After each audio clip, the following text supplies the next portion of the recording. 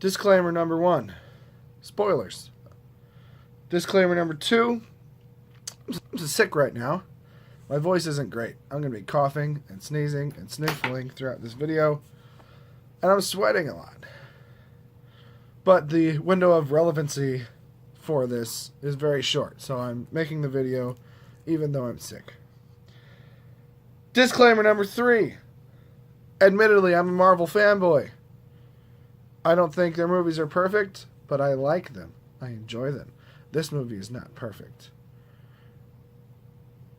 I'll get into that later. Disclaimer number 4. I don't know a lot about Captain Marvel, or I should say Carol Danvers, or either, really, from the comics. I've read very little of the original Ms. Marvel stories out of this book. I've read very few of the more common Captain Marvel, not more common, more recent Captain Marvel books. I have read nothing of Marvel. Growing up, the Captain Marvel I was most familiar with was actually Monica Rambeau from Secret Wars. I didn't read a lot of comics from this era, but I loved this storyline. So that was the Captain Marvel that I knew. And recently, I really like the new Ms. Marvel. But I don't know a lot about Carol Danvers or Marvel or those characters from the comics. So my comments in this video are mainly based on the movie, not the comics. Disclaimer number 5, and the point of this video is I'm seeing a lot of comments, repeated points from places that I respect, YouTube channels that I respect, particularly Screen Junkies, Jeremy Johns, What Culture, and people that I talk to on Facebook. These are YouTube channels that I respect, that I watch regularly, that I usually agree with. I like what they have to say, and I think that they're just whining about the wrong things. As I said before, this movie is not perfect. There are problems with it, but the things that they and so many people that I see on Facebook and online, the things that they're complaining about and whining about are not problems. So I'm going to get into it. Number 10. Why did she survive the explosion? Why didn't the explosion kill her? Roth Cornett brought this up. How did she survive that? How did the Incredible Hulk, how did Bruce Banner survive? Why did the serum work on Steve Rogers? Why didn't Peter Parker die from that spider bite? None of those questions are answered, including this one, which is why it's number 10. But if you ask that question for this movie, you have to ask that question for every movie. That's going to be a common theme in this video. Not that these aren't problems, but they're not problems specific to this movie. And I think people are unfairly attacking this movie with things that are problems in the other movies. Number 9, Jeremy Johns said that there's no explanation for the Kree Skrull War. They clearly say that the Skrulls resisted the Kree's rule. That's enough of a reason. Maybe it's not a great reason, but they do give a reason in the movie. Number 8, lots of people saying that Ronin was wasted. I don't totally disagree with this, but this is kind of a darned if you do, darned if you don't. It took place in the 90s. Ronin would have been around back then. If they hadn't have included him at all, people would have complained that they didn't include him. They do include him. People complain that he didn't do enough. And they complained that Captain Marvel didn't have enough to do because there was too many other things going on. So no matter what they did with it, I think it was going to be a problem. But again, that's a frustration from Guardians of the Galaxy that's being repeated here. Ronin was wasted in Guardians of the Galaxy. His role in this movie is not big enough to be considered a waste. Maybe you think they wasted Lee Pace, but it was basically a cameo. But that's a problem from Guardians of the Galaxy that people have forgiven from Guardians of the Galaxy and are now putting on this movie. If you're going to judge this movie, judge the other movies. Number 7, Captain Marvel is too strong. She's too powerful. She's just going to come in and beat Thanos real easy. It's going to waste all the other characters. It's not going to have earned it. She's too powerful. A problem with this movie, as with many other superhero movies, is showing levels of power. The most powerful thing we see her do in this movie is at the end when she's flying through missiles and blowing up missiles in ships. Thor could do that. Iron Man can do that. The Hulk, if he had a spacesuit, could do that. Gamora could probably do that. Drax could do that. I don't know what they're seeing from this movie that makes them think. I know Feige has said that she's the most powerful character in the MCU, but we haven't seen that. We haven't seen her levels and levels and levels beyond everyone else that Thanos also beat down. We haven't seen her do anything that suggests that she could just boom Thanos and knock him out. If you have a problem with how they show power levels, fine. But that's not a problem specific to this movie. Number 6, she's not a strong character. She's not relatable, and she's not flawed. 3 different problems that I'm grouping into one about characterization. There's not a great idea of who the character is. I've heard multiple people saying, that's the point. She has amnesia. She doesn't know who she is. That's the point. Why do you not get this? The movie can't settle in on who this character is because the character doesn't know. She says that multiple times in the movie. I don't know who I am. And even though she's been Vers for 6 years, there's clearly conflict between what she's being told by the Kree and what she feels. And what she thinks about and what she dreams about. And that conflict keeps her from becoming a whole person. She's 2 halves of a person. And by the end, this gets into the Superman, Clark Kent, Kal-El triple identity. Where by the end, when it seems like she has her memories back, she's previously was Carol Danvers. After that was Vers. And now is Captain Marvel. And there's 3 distinct time periods. Interestingly enough, side note, they never call her Captain Marvel in the film. That name is never said in the film, which isn't a huge deal. It's unique. But what I think is hilarious about it is that there was such a dispute legally between Marvel and DC about who got to use the name Captain Marvel. And with Shazam coming out next month, they didn't even use that name in this movie. But saying that she's not a strong character because we don't get a sense of who she is, that's the point. Saying that she's not relatable, I disagree. Constantly being told she can't do something, she shouldn't do something, she's too focused on her emotions, I can relate to that. I think lots of people can relate to that. And then saying that she's not flawed when the whole movie is about how she focuses too much on her emotions, but then that turns out to be a good thing. Even if you don't consider that a flaw, she's a war criminal. And she finds that out at the end. How many tens, dozens, scores, hundreds, potentially thousands? How many Skrulls has she killed that she finds out are innocent because she blindly followed orders? If you don't consider that a flaw, if you don't think she's going to be personally troubled by that, I disagree with you. Number 5, feminism. Ms. Marvel has always been a feminist character. That's why she was originally called Ms. Marvel. That was intentional. This is not an overly feminist movie. Feminism, that word, means different things to different people. If by feminism you mean empowering to women, yes, this movie has a lot of feminism. If by feminism you mean anti-men, no, this movie is not feminist. As a man watching a superhero movie, feminist is not how I would describe this.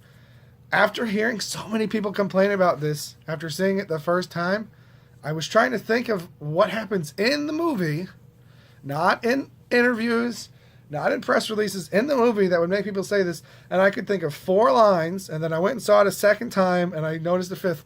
5 lines at most could be construed as being anti-men. There's a line about, let's show these boys how we do it. There's the line that the guy says, they call it a cockpit for a reason. There's a line where there's one more that I'm blanking on now that specifically, that when she says that women couldn't fly combat missions back then. Those are the only 3 that are specifically anti-men, which is a stretch to even say that. And then the other 2 are just boys at the go-kart track and men at the USAF training facility telling Carol that she can't do something or she shouldn't do something. But that could just be bullying in general. It's not necessarily because she's a girl. Maybe it is, maybe it isn't. It's not explicitly said. Point is, I've now talked about this longer in this video than the movie spent on it. It's not a feminist movie in the sense that it's anti-men or it hits you over the head with pro-women, which I don't necessarily would have a problem with. That sentence didn't make sense. I'm going to use the excuse that I'm sick. I'm sick. I wouldn't necessarily have a problem with it even if it did do that, because Captain Marvel, Ms. Marvel, Carol Danvers, has been a feminist character since her creation. But it's not. And people that say that it is are reading into things that aren't there. Number 4. Why didn't Nick Fury call Carol before Infinity War? She gave him the beeper. Why didn't he call her when the aliens attacked New York in the Avengers? Why didn't he call her when Ultron attacked Sokovia in Age of Ultron? How conceited do people have to be to think that anything contained in Earth is the same level of stakes as the entire universe? In Avengers, the World Security Council was going to nuke Manhattan because that would have taken care of it. Manhattan was at risk. In Age of Ultron, the Avengers were actively working to stop Ultron. Even if he had succeeded, it would have killed the planet. And it became clear pretty early on that he wasn't going to get that much, so he was going to kill a chunk of the planet. A single planet. Nick Fury understands that Carol works on a universal scale, multiple galaxies. One planet is not an emergency on her level. Why do people not understand that? To say that because Manhattan was in trouble, he should have used this. Also, he says in the movie, if you ever come back this way, stop by. We can assume, based on what we've seen, that that never happened. So he's got to know that she's busy doing stuff. Stakes. Earth, way down low. The entire universe at the end of Infinity War, that's higher stakes. A little bit. Number 3. We'll call this retcons. Tesseract retcons. Fury's retcons. Basically, how did Lawson get the Tesseract? If last we saw, Howard Stark had it. And why did Fury say that the reason they were working on the Tesseract in Avengers, why did he say that the reason was because of Thor? Okay, so I'm going to break those down. How did Lawson get the Tesseract? Because she's working with Skrulls, who are shapeshifters, who say in this movie, I have a skill that lets me get things or get into places I shouldn't. Do you not understand how shapeshifting works? The cube was found by Howard Stark, who was working with the SSR in 1945, became a founding member of S.H.I.E.L.D. Pegasus did not start as a S.H.I.E.L.D. project. I think, if I recall correctly, by the beginning of Avengers, which was Project Pegasus, still working with the Tesseract, Nice touch. I think by then it was S.H.I.E.L.D., but it seems in this movie that it's not. They identify themselves as S.H.I.E.L.D. agents when they go to Project Pegasus, which they wouldn't do if that was part of S.H.I.E.L.D. So Howard Stark started S.H.I.E.L.D., Project Pegasus is going on, and there are Skrulls on Earth. If he can get the black box of a crash like that, you don't think he could swipe a Tesseract? We know people have made fake Tesseracts before. We saw that in Captain America: The First Avenger. Why you don't understand how a shapeshifter could steal something is beyond me. Now, what about Fury saying that the reason they're building weapons is because of Thor? He lied! He's a spy! He lies! When they ask Fury why S.H.I.E.L.D. is using the Tesseract to make weapons of mass destruction, he points at Thor and he says, because of him. And it gets the point across. If he had said, well, because 23 years ago, or 20, I guess it would have been less than 20 years ago by then, 2012, depending on when exactly the Avengers take place. 20 years ago, I met this girl who was from another planet, or she was from this planet, but she came from another planet after she had been reborn following this accident that she had, and we met all these other... Way too complicated to get into in that room at that point. Because of him. Simple, relevant, understandable. He's a spy. He lies. Things that characters say in movies are not the same as facts about what happened in movies. The next line is Thor saying something along the lines of, my planet wants nothing but peace with your people. And Fury says, but you're not the only people out there. And you're not the only threat. The other part of this. What has S.H.I.E.L.D. been doing since 1995? I don't know. Training people like Black Widow. Training people like Hawkeye. Nick Fury can't create superheroes that we know of. So he's doing his best to train people. Ghost is active at some point in there. Hank Pym, by this point, has officially retired. He might still be doing some work. There's a little reference to the Black Knight in this movie. That might be an option to explore. But just because we don't know of anything that happens between 1995 and 2008-ish doesn't mean nothing happened. Fury was not the director in 1995. He's not going to make huge systematic changes as a level 3 agent, which is what he was in Captain Marvel.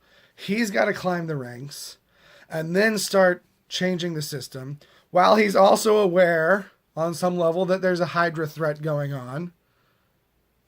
And so he starts training who he has. Now, on that note, Jeremy Jahns also points out Black Widow says in Avengers, this is gods and monsters and nothing we were ever trained for. And he's like, well, why weren't they trained for that if Fury knew about the... How is he supposed to train them for that? He doesn't have a Skrull sect on command to have them fight against. He trained them as best as he could, and their first exposure to the Chitauri, they won. Again, things that characters say in movies are not facts about the movies. Just because Black Widow says this line doesn't mean that Fury forgot about aliens. He clearly trained them the best that he could. That's what he spent his time on until he found more evidence of superpowered individuals that we see in Fury's Big Week. He trained them the best that he could, and it was good enough. She said they weren't trained for it. They were. They had help, but in the end, they came through. And they didn't need to call Carol in for it. Number 2. How much people are whining about the song I'm Just a Girl. Dan Murrell whined so much about this, and I don't remember the name of the What Culture guy that was reviewing it, but he whined about it as well. I can't remember if Jeremy whined about this too, but it's a song. Did people whine when Iron Man played at the end of Iron Man? No, they cheered. Why are people so upset that a cool, upbeat, energetic song is playing during a fight scene? I'm a musician. I'm a music teacher. When that scene started, this was my thought process. This is a cool song. I like this song. This is going to be a fun fight scene to watch. At no point did I think, this song's called I'm Just a Girl, and this movie's about a girl, and that makes this... How does that make this bad? At the very, very, very, very worst, it's a bad pun. But it's a bad pun that also works as not a pun. It's a cool song. I don't understand why people are so whiny about this. Interesting tidbits. She's also fighting a girl in that scene. Is that feminist? I don't know. People change what that word means depending on what suits their purposes. She's fighting 2 men and 1 girl. Jan Rog is out for the count in that scene, which I'll get to later. It's a song. Other tidbit. The second time through, I'm not 100% sure, but I think every song in this movie, except for Come As You Are by Nirvana, when she sees the Supreme Intelligence, every other song in the movie is sung by a woman, except for when Nick Fury sings the Postman song, but the original, or at least the well-known version of the song, is sung by a woman. That I find interesting, and I didn't notice it the first time through, and I haven't seen anyone else mention that, which shows that it's not heavy-handed. They're not pounding you over the head with it. It's subtle. It's a nice touch. And the people that get so upset about that, I don't know why people get upset about this song. Dan Murrell, I love you. You're a baby whining about this. Deal with it. My gosh. And number 1, Murrell, Jeremy, lots of people. The cat scratching his eye out is dumb. The cat scratching his eye out is so lame. That's an internet joke. It's a dumb joke. I can't believe they did that. It's so dumb. It ruins Winter Soldier. It's another retcon they did. His things that he said now doesn't make any... First of all, if a cat had scratched his eye out, maybe that would be dumb. That's not what happened. An alien scratched his eye out. People complaining that a cat scratching his eye out isn't a cool enough story. It's not a cat. A Flerken is not a cat. It ruins what he said in Winter Soldier. Last time I trusted somebody, I lost an eye. That's exactly what happened throughout this movie, especially the second half of this movie. He is told repeatedly that that is not a cat. He is told that it is dangerous. He sees it destroy and eat people. And he says the line, I'm trusting you not to eat me, or to not eat me, or some variation of that line. He doesn't learn his lesson. He keeps playing with the Flerken because he's treating it like a cat. It's not a cat. He treats it like a cat. He trusts it like a cat, and he loses an eye, and he learns a lesson. He learns not to focus on appearances. It makes sense. It's in character. It's on brand. When Coulson brings up the story later and he kind of sheds the question, that's on brand. You can not like that. Fine.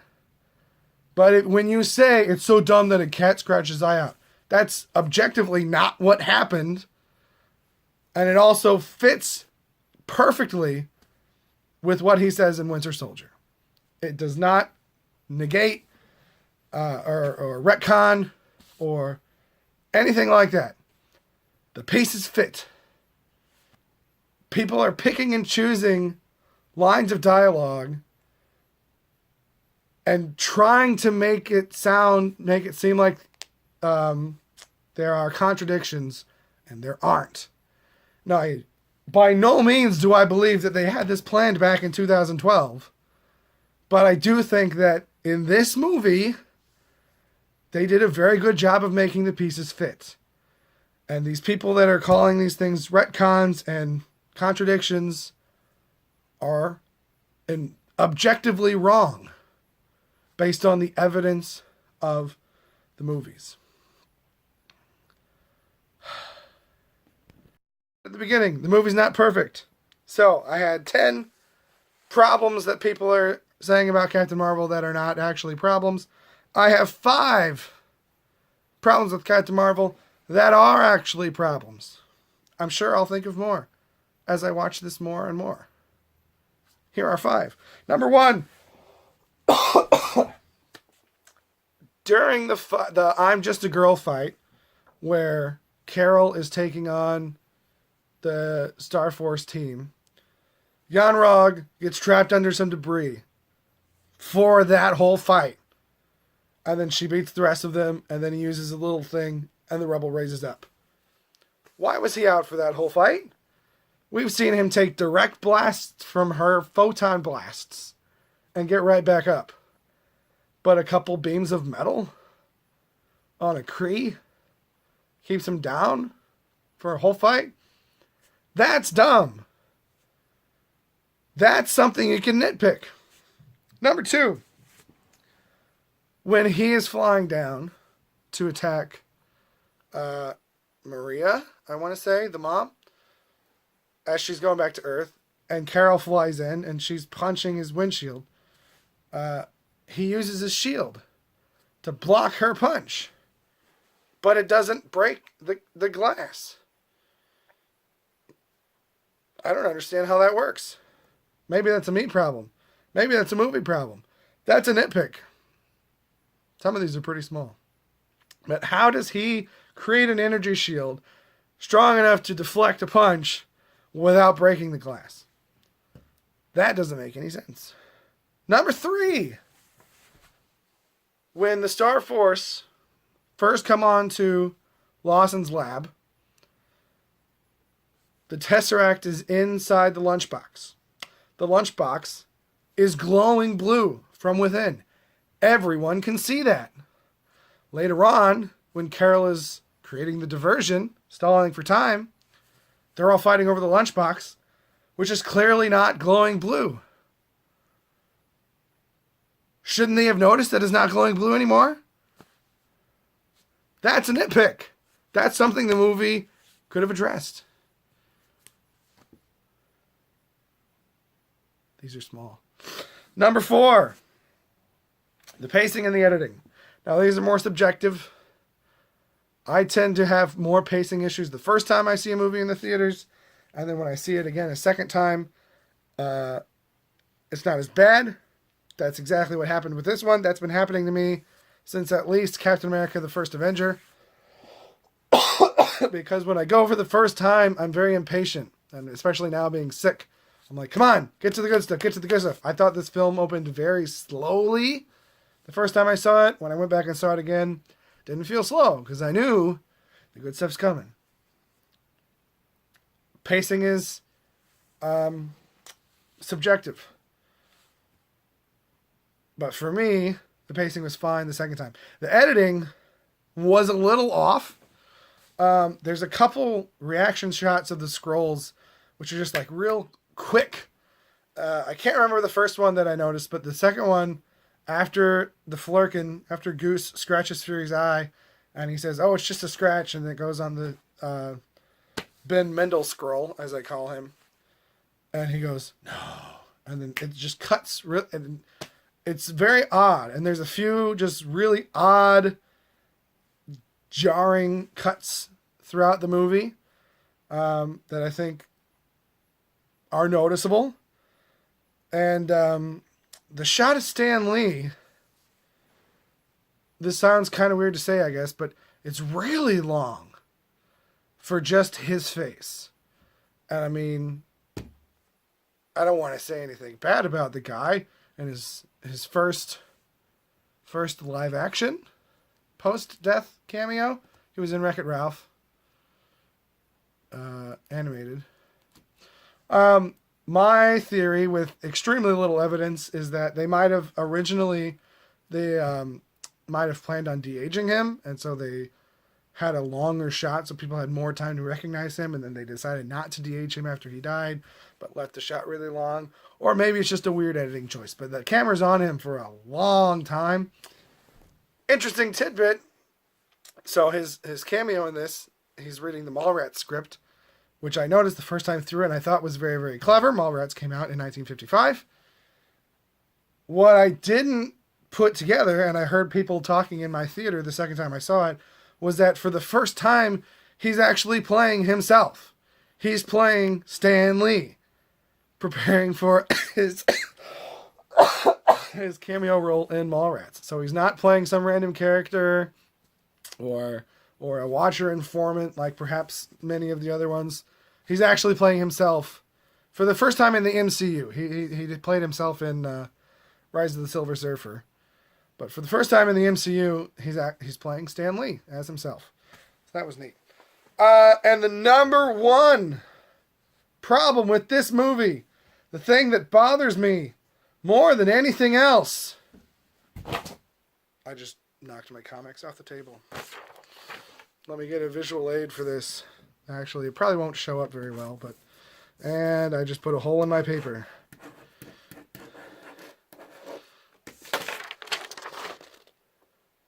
This is pronounced Vers, not Veers.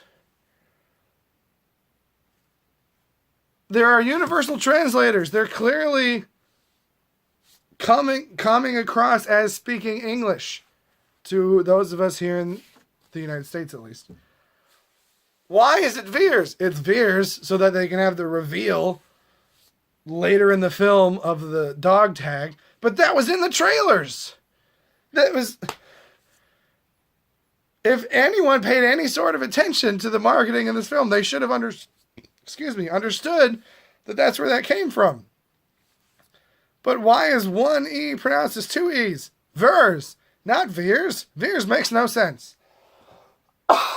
I'm being mostly sarcastic, but I do think that's pretty silly and pretty dumb. So, there you go. 10 problems with Captain Marvel that are not problems, and 5 that are. Is that a good clickbaity title? I don't know. Go see it again. Go see it again. If you haven't seen it yet, go see it. But if you haven't seen it, go see it again. And think about these things. And don't listen to what other people say about the older movies. Go back and watch them. Or at least watch those scenes. And see if there's really a problem. Or maybe people on the internet just like to complain. That's my theory.